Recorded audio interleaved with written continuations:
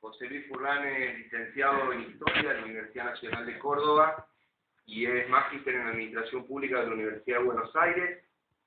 En este momento es director del Centro Latinoamericano de Estudios Locales y es editor de una revista de actualidad local virtual muy interesante que seguramente después te va a llevar los correos electrónicos a los fines de poder incorporar a la gente que está acá a tu base de datos para poder mandarle la revista de actualidad. Esta revista de actualidad local tiene mucho que ver con lo que él va a hablar, porque en esta revista de actualidad básicamente con lo que uno se encuentra es con la actualidad de la situación de los municipios en América Latina. Hay mucho de eso, para que veas que la leo. La leo, está teniendo examen. Claro, para que veas. Pero vamos a seguir mandando. Y quería decirle de su bajo currículum simplemente que dentro de sus publicaciones tenemos algunas como una publicación que se llama Descentralización y Desarrollo Municipal, otra de la modernización del gobierno local, aportes para un cambio estratégico, otra sobre desarrollo local, fundamentos teóricos y experiencias en Europa y América Latina. Pero simplemente, y para ya cerrar la presentación, y agradeciéndole él especialmente, José Luis para mí es casi un amigo, una persona con la cual yo tuve la posibilidad de compartir un montón de cosas. Quiero contarles simplemente una anécdota. En el año 1986 se modifica la Constitución Provincial de la provincia de Córdoba y comienzan a aparecer los primeros esbozos, las primeras ideas fuertes sobre las cuestiones municipales. Anteriormente la Constitución recetaba muy pocos institutos relacionados a la cuestión municipal. Tal es así que recién en el año 1991, para quien no sabe, se dicta la Ley 8102, que es la ley que rige los gobiernos municipales en la provincia de Córdoba y que es a partir de la Constitución Provincial y de la Ley 8102, nos permite dictar cartas orgánicas municipales a los municipios que tenemos más de 10.000 habitantes, como es el caso de la ciudad de Carlos Paz, que tiene su propia carta orgánica municipal. Yo allá por el año 1988 era ya estudiante avanzado de la licenciatura en Ciencia Política y de la Facultad de Derecho, y la universidad plantea la posibilidad de hacer una serie de pasantías, cosas que las pasantías todavía no eran muy conocidas en esos años. Y entonces fui seleccionado y me voy a hacer una pasantía al Ministerio de la Función Pública y de la Reforma Administrativa. Era junio de 1988. De municipios se hablaba muy poco. Y cuando llego ahí, ¿con quién me encuentro y a quién conozco? A José Luis Furlan, que es el primero que me da algunos esbozos sobre la cuestión del municipio, del desarrollo municipal, del desarrollo económico territorial, etcétera, etcétera. Es decir, en el año 88 ya José Luis estaba ya imbuido de toda esta cuestión que entre él y muchos otros hicieron posible y que se plasmara de alguna manera en la Constitución y que después se avanzara. Nunca me recibí de abogado y siempre me dediqué a los municipios a partir del año 1988. Así que, José Luis, hoy te hago una confesión, mucha de la culpa de que esté dedicado a los municipios es culpa tuya. Y con esto quería graficar lo que significa una persona que ha dado, creo, toda su vida profesional a este tema del desarrollo económico local, a esto del desarrollo local, a esto del desarrollo municipal. Así que muchas gracias, José Luis, por estar aquí con nosotros. Bueno, muchas gracias por la presentación. Buenos días a todas y todos. La verdad que me ha conmovido el cosas que conté algo que no cosas que saben. uno hace que no saben de las consecuencias que tiene, ¿no? Pero bueno, Horacio es un amigo y cuando me pidió que participara de esta actividad, a pesar de que vengo de una semana bastante complicada, decidí participar. De alguna manera creo que tiene que ver con lo que vamos a hacer de hoy a la mañana. Agradecido entonces por la invitación, por tomar contacto con la realidad y sobre todo la realidad de la provincia de Córdoba. Yo vivo acá, pero estoy mucho tiempo fuera. Yo a veces digo que soy un turista, porque de las cosas locales a veces no me entero mucho en detalle, ¿no? Pero sí quiero enterarme. Lo que pasa es que por distintas circunstancias a veces no puedo hacerlo. Entonces, cosas como esta, que me permiten ver qué está pasando aquí en terruño me son muy gratas. Y les decía que tiene que ver con lo que vamos a hacer, porque verán el título de la presentación es la agenda local latinoamericana. Ustedes dirán que ¿qué tiene que ver esto con Carlos Paz? Nosotros estamos en Carlos Paz, vamos a trabajar en la municipalidad de Carlos Paz, vivimos aquí, el latinoamericano en un escenario que tiene que ver con nosotros, que nos resulta ajeno. Bueno, la verdad que durante mucho tiempo el localismo fue sinónimo de eso. Fue sinónimo de aislamiento, de cerrazón, de estar centrado en sí mismo, de mirar solo el pequeño territorio, ¿no? Los que viven en un mismo territorio se dicen paisanos, porque ese territorio pequeño es el país, ¿no? Son del mismo país. Pero la verdad es que una de las cosas que ha traído aparejado el proceso de globalización, en el que estamos inmersos ya de unas cuantas décadas, es que lo local ha dejado de ser eso.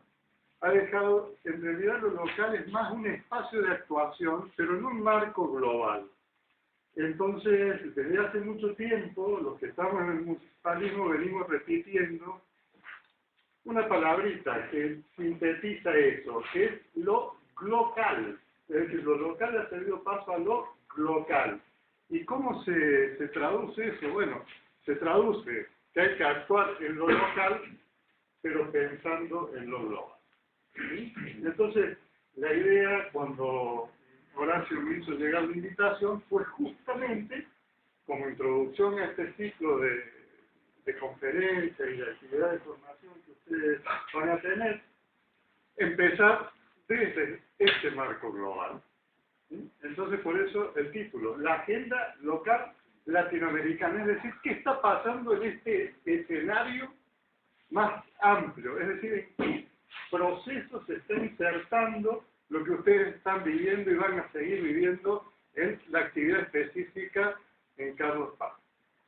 Yo he dividido esto en dos partes. A ver, dos cositas. Primero, ¿al fondo se escucha bien?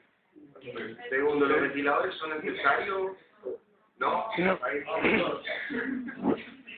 Sí, si en algún momento decae la voz, diga, oh, no escucho nada. Si por ahí al fondo no se escucha, inclusive se para. Trataremos de, yo tengo medio una característica propia de los aire acondicionados de aviones y eso, pero bueno, creo que podremos superar.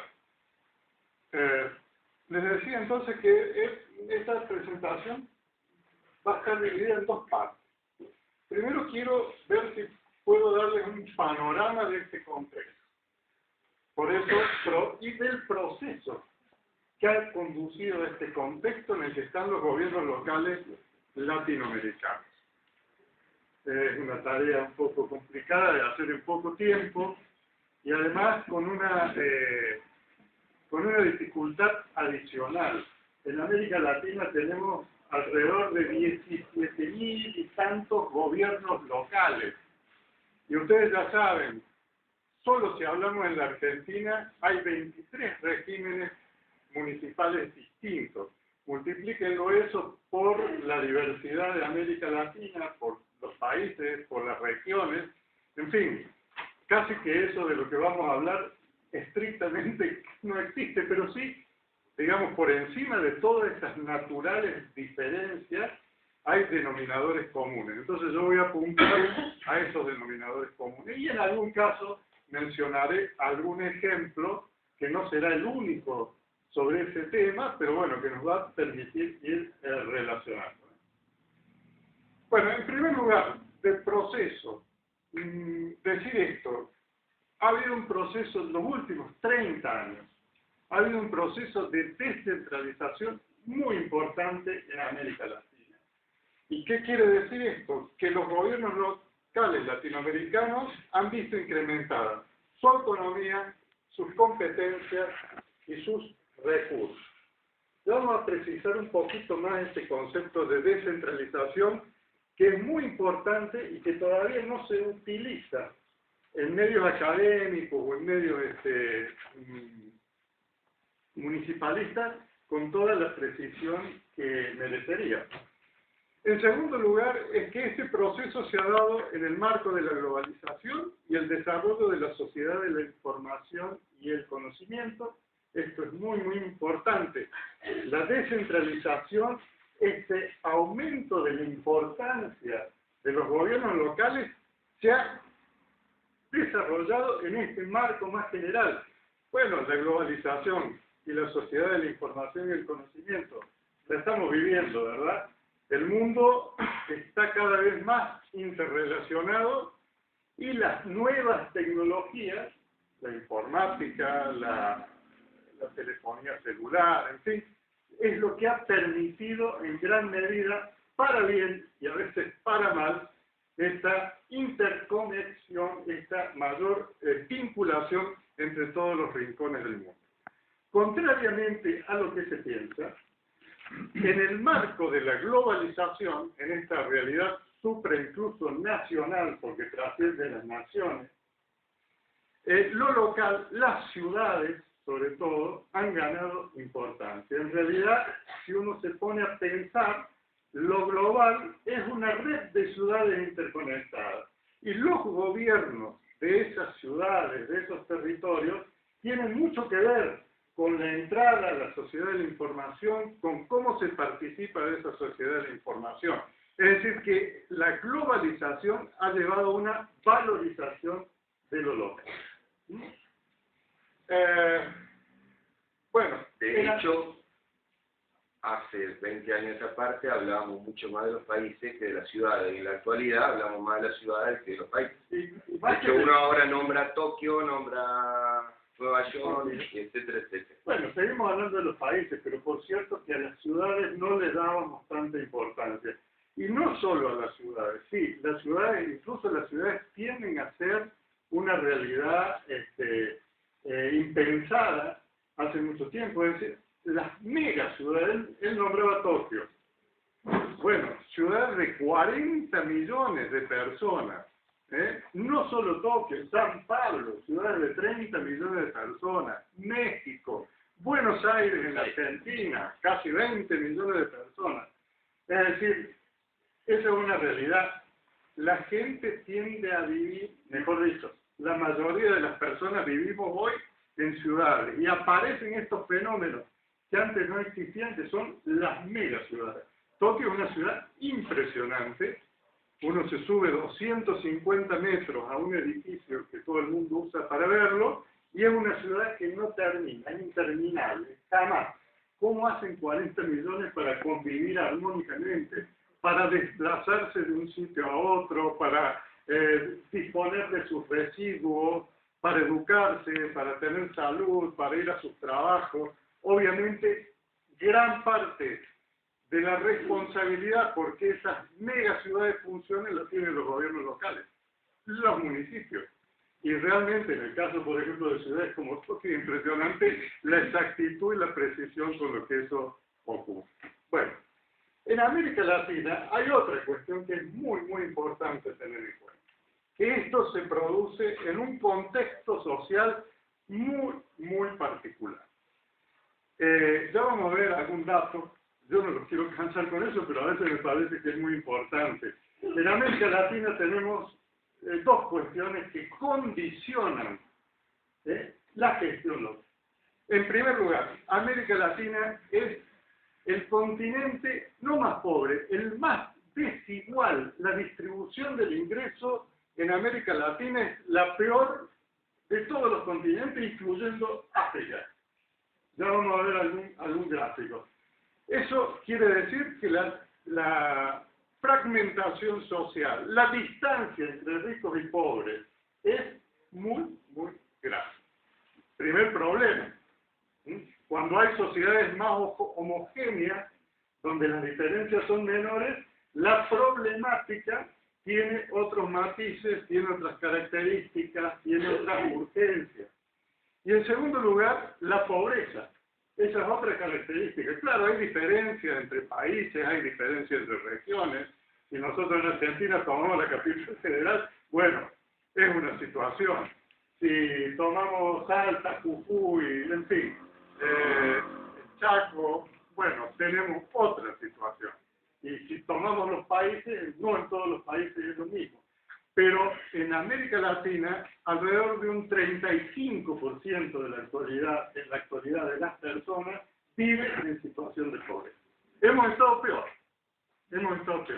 Hemos llegado en algún momento al 50% cuando se produjo la crisis de la deuda en la década de los 80, la famosa década perdida, producto de una serie de cosas entre las que tuvo que ver la reforma del Estado que se intentó en ese momento, el tipo de reforma del Estado que se intentó en ese momento, achicar el Estado, retirarlo, que, digamos, se ajustara, como en aquella película de Chaplin, que quiere meter trajes y ropa dentro de una maleta y como no le entra, recorta todo y cuando saca lo de la maleta que le había entrado, nada le servía. Bueno, los primeros intentos de reforma del Estado en la década del 80 lo que lograron fue eso. Achicar el Estado, pero aumentar la pobreza, aumentar los problemas sociales y crear una situación de ingobernabilidad o un riesgo de ingobernabilidad muy grande. Con motivo de eso, aumentó la pobreza casi hasta un 50%. Ahora se ha reducido, saben que estamos en América Latina en un proceso de bonanza económica.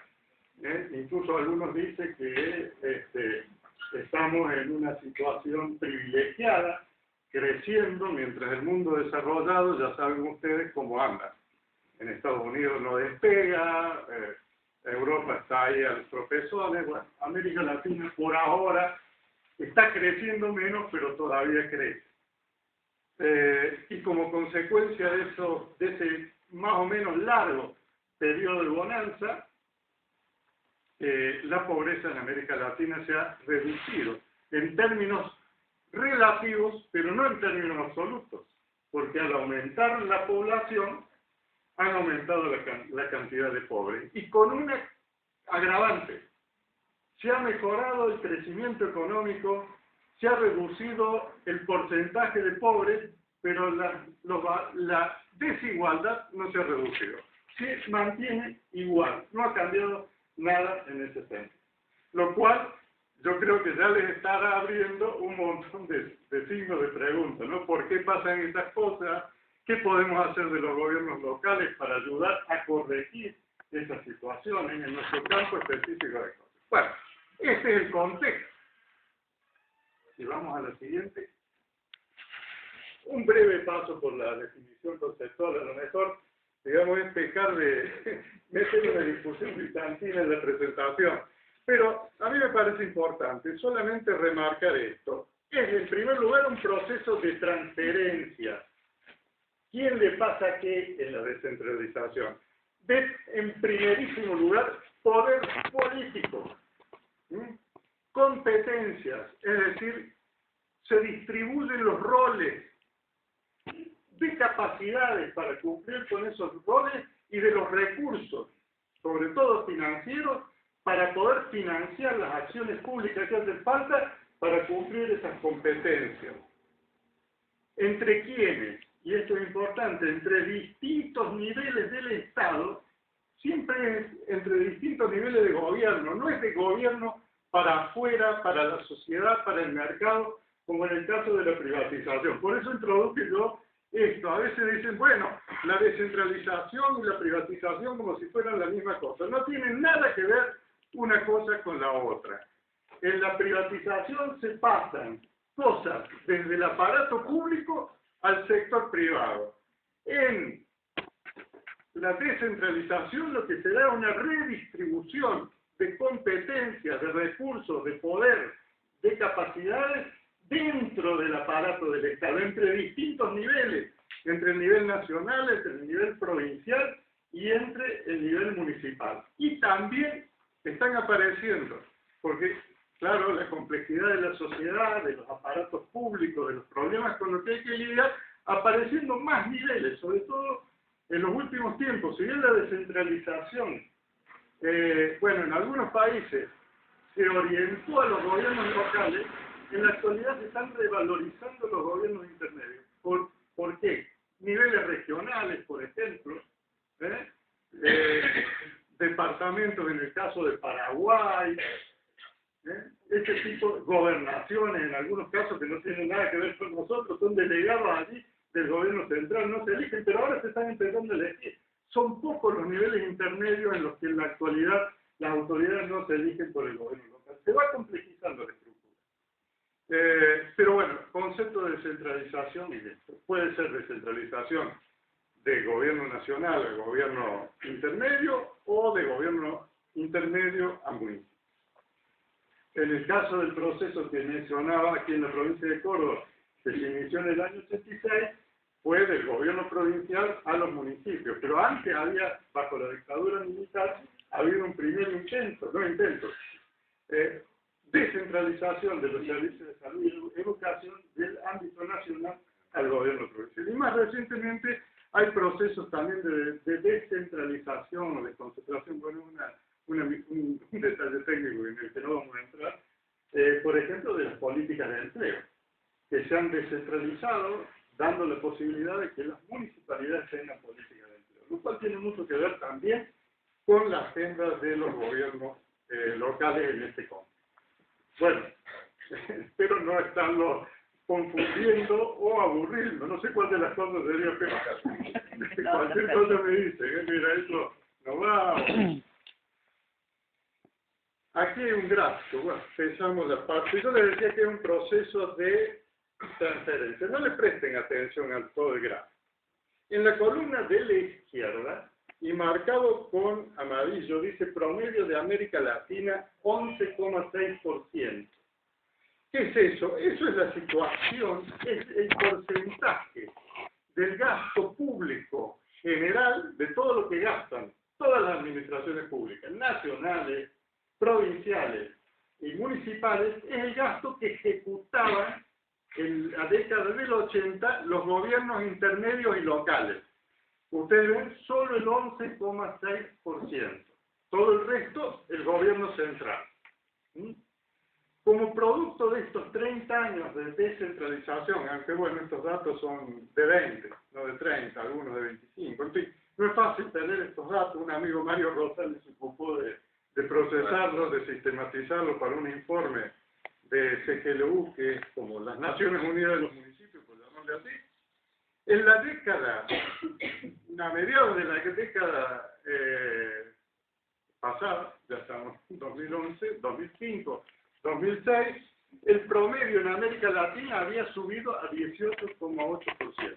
Eso quiere decir, efectivamente, que había habido ese proceso de transferencia, de competencia, de recursos, de poder al que nos refería. Simplemente este gráfico lo que hace es mostrar eso que yo le decía, ¿no? Si uno le dice, bueno, ¿cómo pruebas esto? Bueno, ahí está. Eso es una forma de sostener el argumento con la información adecuada.